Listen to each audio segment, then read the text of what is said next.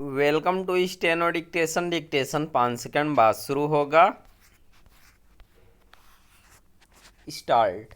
यह अच्छा है कि पश्चिम एशिया संकट के चलते रासायनिक उर्वरकों की आपूर्ति में कठिनाई और उनके मूल्यों में वृद्धि को देखते हुए केंद्र सरकार ने खेत बचाओ अभियान शुरू किया।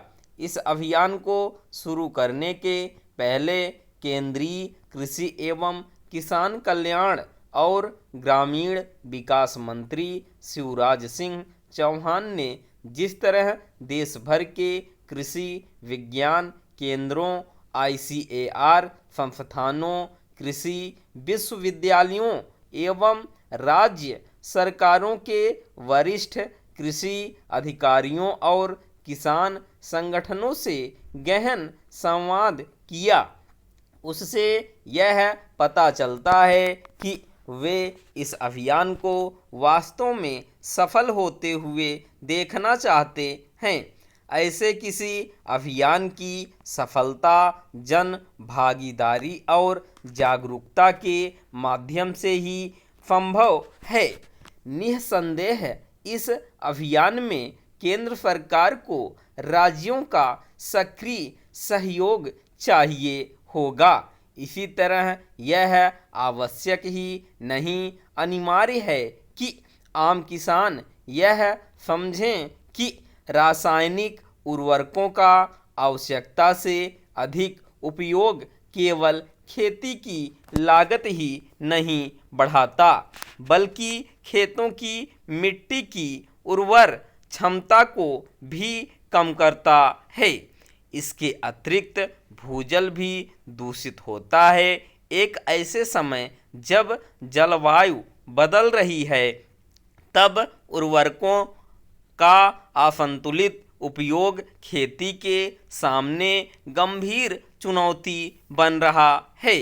समस्या यह है कि औसत किसान यह समझ नहीं पा रहे हैं कि उर्वरकों का ज़रूरत से ज़्यादा इस्तेमाल अंततः उनके लिए घाटे का सौदा ही सिद्ध होता है, क्योंकि प्रारंभ में तो फसल अच्छी होती है, लेकिन समय के साथ खेतों की मिट्टी दूषित हो जाने के कारण उपज प्रभावित होती है।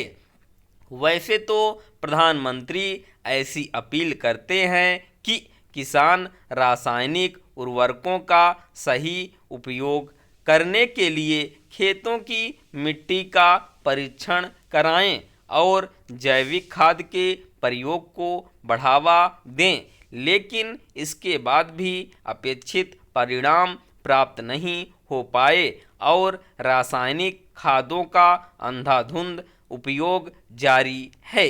इसका एक कारण उर्वरकों पर दी जाने वाली सब्सिडी भी है।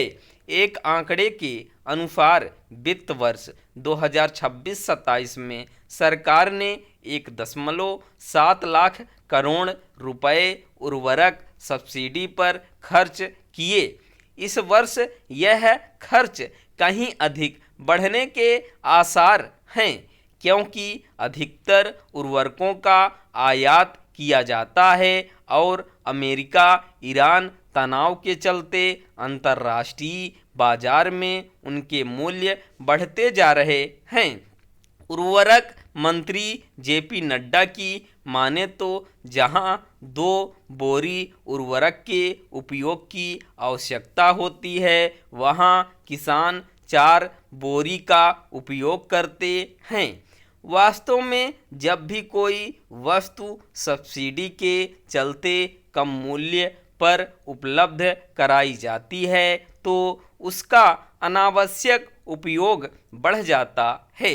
तथ्य यह भी है कि किसानों को सस्ते मूल्य पर उपलब्ध कराए जाने वाले उर्वरक की कालाबाजारी भी होती है, क्योंकि उसका इस्तेमाल औद्योगिक रसायन के रूप में भी होता है।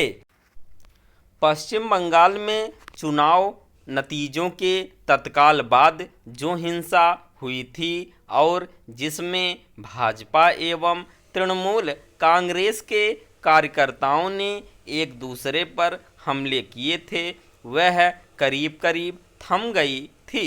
लेकिन पिछले दिनों जिस तरह टीएमसी के महासचिव अभिषेक बनर्जी पर हमला हुआ और गत दिवस इसी पार्टी के सांसद कल्याण बनर्जी भी भीड़ के आक्रोश एवं पथराव का शिकार हुए, वह कोई शुभ संकेत नहीं।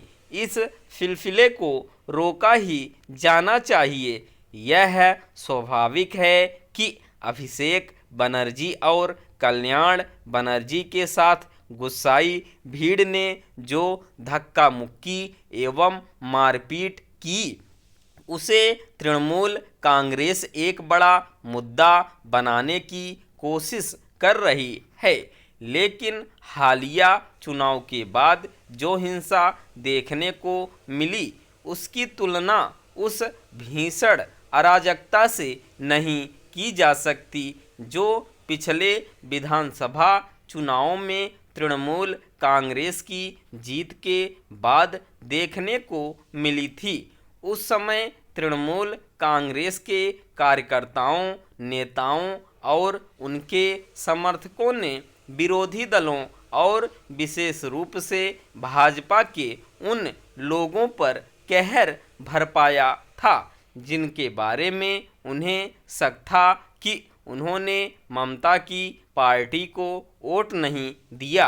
वह अराजकता इतनी भयावह एवं आतंकित करने वाली थी कि कई लोगों को अपनी जान बचाने के लिए असम में जाकर शरण लेनी पड़ी थी।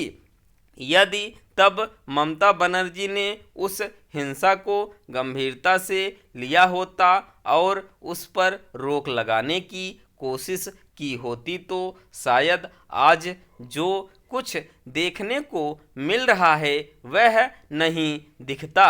यह दुर्भाग्यपूर्ण रहा कि ममता बनर्जी ने अपने शासन में कानून एवं व्यवस्था को कलंकित करने वाली उस हिंसा से पल्ला झाड़ लिया था। उन्होंने ऐसा ही उसके बाद की राजनीतिक हिंसा के मामले में भी किया। बंगाल के बारे में इसकी अनदेखी नहीं की जा सकती कि यहाँ राजनीतिक एवं चुनावी हिंसा का एक लंबा दौर रहा है। एक तरह से राजनीतिक एवं चुनावी हिंसा की राजनीतिक संस्कृति बन गई है। भाजपा को प्राथमिकता के आधार पर हिंसा की इस संस्कृति को खत्म करना होगा। उसे ऐसा इसके बावजूद करना होगा कि इस बार हिंसा का वैसा भयावह रूप देखने को नहीं मिला है। भाजपा सरकार को न केवल पुलिस प्रशासन को आवश्यक निर्देश देने होंगे बल्कि अपने नेताओं, कार्यकर्ताओं और समर्थकों को यह संदेश देना होगा कि किसी भी तरह की हिंसा को स्वीकार नहीं किया जा सकता। बंगाल में हर स्तर पर वास्तविक सुधार के लिए यह आवश्यक ही नहीं बल्कि अनिवार्य है कि कानून एवं व्यवस्था को ठीक करने को सर्वोच्च प्राथमिकता दी जाए। इससे ही राज्य सही तरह से पटरी पर आएगा। कोई भी राज्य सही तरह से तभी आगे बढ़ता है जब वहाँ कानून एवं व्यवस्था नियंत्रित होती है। स्टॉप।